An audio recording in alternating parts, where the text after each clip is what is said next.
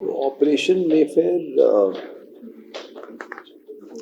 जो है कहीं ना कहीं कुछ रियल घटनाओं से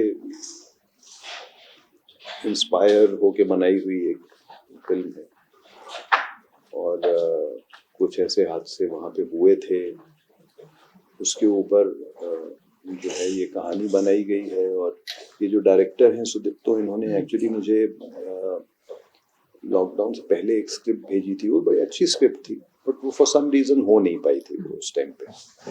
फिर लॉकडाउन हुआ और लॉकडाउन जब खुला तो उस टाइम पे इन्होंने एक और स्क्रिप्ट भेजी जो कि ये वाली थी, और उसके साथ इसकी क्लिपिंग्स और वो सारा कुछ भेजा जो जो हुआ था, रियल लाइफ इंसिडेंट ये वो।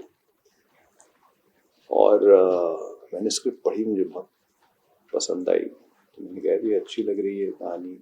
फिर उसके बाद वो यहाँ आए सुदीप्तो, तो उनके साथ मीटिंग हुई, सारा कुछ हुआ कि इस तरीके से मैं बनाना चाहता हूँ, इस तरीके से सारा कुछ करना चाहता हूँ। तो मुझे इंटरेस्टिंग लगा और उसी तरीके से फिर ये प्लान की गई और हम लोगों ने शूट की फिल्म। और ट्रेलर अब सब लोगों ने देखा ही हुआ है, गाना भी जो आ रहा है वो भी देखा है, आगे भी एक आध गाने जो आएंगे वो भी बड़े अच्छे हैं, क्योंकि हालांकि फिल्म रियल इंसिडेंट्स पे है, बट लोग को और इन सब चीज़ों को रखना पड़ता है because it's a Hindi film. तो उसमें गाने भले बैकग्राउंड में हैं, मोमेंट्स के ऊपर हैं, सब कुछ है, लेकिन गाने हैं, खूबसूरत गाने हैं।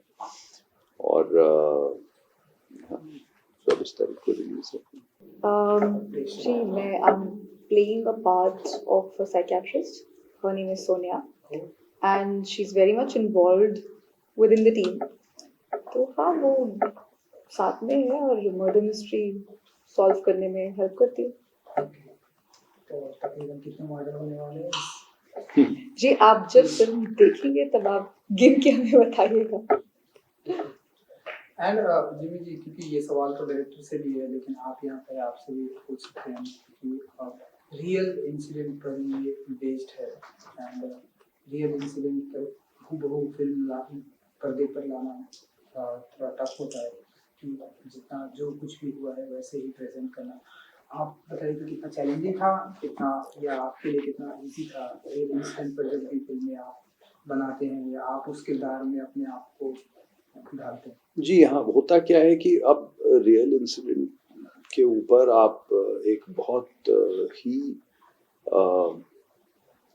खतरनाक इंसिडेंट को भी अगर आप ले लीजिए, अगर आपके पास उतना मटेरियल नहीं है जिसके ऊपर आप एक बहुत अच्छी कहानी को बुन सकें, तो फिर वो कभी भी एज अ बहुत इंटरेस्टिंग फिल्म सामने नहीं आ सकती है। या फिर अगर आप किसी सिर्फ एक आइडिया को कहीं से उठाते हैं और फिर एक फिल्म उसके ऊपर आधारित करते हैं, अगेन अब आपकी थिंकिंग कितनी अच्छी है और कितने अच्छे सीन्स आप कंसीव कर सकते हैं उसके ऊपर डिपेंड करता है। आई थिंक इन लोग के पास मटेरियल बहुत था और उस वजह से आई थिंक ये चीज़ों को सीन बाय सीन जोड़ते गए और उस हिसाब से एक इंटरेस्टिंग कहानी इन लोगों ने, आई थिंक बहुत सारी चीज़ें हम लोगों ने जो है शूट करने से पहले इन लोगों ने निकाल भी दी थी, क्योंकि एक थ्रिलर को एक पेस पकड़नी होती है। एक बार वो पेस पकड़ लेती है, जब आप उसमें कोई फ्लैशबैक या कोई ऐसी चीज़ दिखाते हो जो उसको स्लो डाउन कर लेती है, तो वो बेटर होता है कि उस चीज़ को आप उसमें से निकाल ही दो, क्योंकि जो मेन आपकी कहानी है अगर उसको कोई चीज़ हेल्प कर रही है तो बहुत अच्छा है, लेकिन अगर उसको कोई चीज़ हेल्प नहीं कर रही है तो मुझे ऐसा लगता है कि फिर मेन कहानी पे ज़्यादा कंसंट्रेट होना चाहिए, भले चाहे वो सीन मेरे ही क्यों ना, क्योंकि वो फ्लैशबैक में सीन्स थे जो थे, they were not somewhere, they were helping the character, मगर वो कहानी को नहीं हेल्प कर रहे थे। तो सबने डिसाइड किया कि उन सीन्स को हम निकाल सकते हैं। और तो बात वहीं आ जाती है कि रियल इंसिडेंट पे बेस्ड हो कहानी या फिर एक बनाई हुई कहानी हो, कहानी अच्छी होनी बहुत जरूरी है।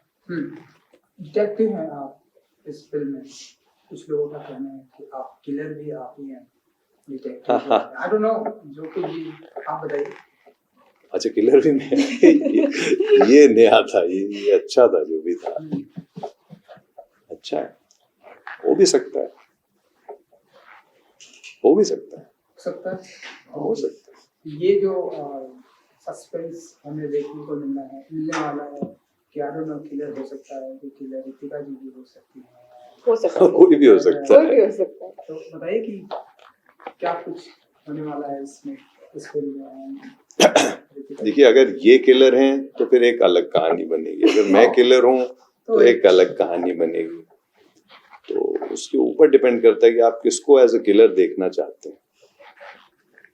पर फॉर श्योर किलिंग हो रही है और कोई ना कोई तो कर रहा है। Okay. अब वो पकड़ा कैसे जाएगा और कौन उसको सॉल्व कैसे करेगा, that is a question. Okay. And Jimmy Shergill आपको एज अ किलर के लुक में ज्यादा अच्छे लगते हैं नाउ, जिस अंदाज में वो बैठे हैं, इस अंदाज में आपको ज्यादा अच्छे लगते हैं? मुझे वो जिस लुक में थे उसमें भी अच्छे लगते हैं और जैसे वो अभी है तो आप सबको ही अच्छे लगते हैं, तो मुझे भी लगते हैं। डेब्यू मूवी है आपकी, अगर आप कुछ बता सकें कि कैसी ये मूवी मिली आपको, एंड जब आप पहले तो ये जानना चाहते हैं कैसी मिली ये मूवी आपको? जी मेरे पास ये स्क्रिप्ट ऑफर हुआ, आई ऑडिशनड फॉर इट, मैंने बाकायदा ऑडिशंस दिए इसके एंड उन्हें मेरा काम पसंद आया and they give me the film. And जब आपको बताया गया कि जिमी शेरगिल की होने वाले है इस film, what was your reaction? That was the icing on the cake. वो तो सोने पे सुहागा। Of course, I was very, very, very happy that it's my first movie and I'm getting to work with him. So I couldn't ask for anything better than that. इससे पहले आपने इनकी कोई मूवी देखी थी या आप? सारी। सारी? Why would I miss any of his film? सारी। Yeah. एंड जो गाना भी आने वाला है, कुछ गाना आने वाला है, तो उसके लिए कितने एक्साइटेड हैं जिमी जी? क्योंकि गाना आ गया है वो, आ गया है। ठीक है ना, बहुत, और एक आई थिंक आने वाला है। और आई थिंक एक हाँ। दो और आएंगे।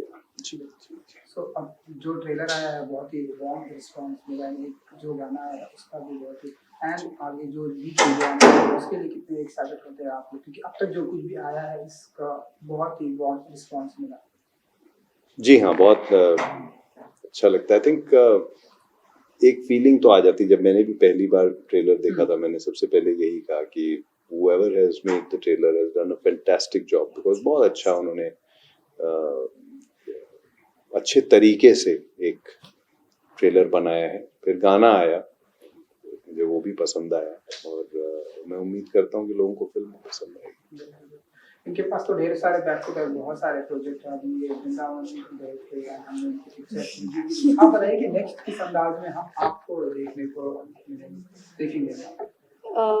See, this is very initial for me. अभी तो beginning है, तो अभी तो मुझे ये enjoy करना है, जो ये फेज चल रहा है, जो हो रहा है, मुझे फिलहाल मुझे ये enjoy करना है, consume करना है अभी। इसके बाद it's a long way.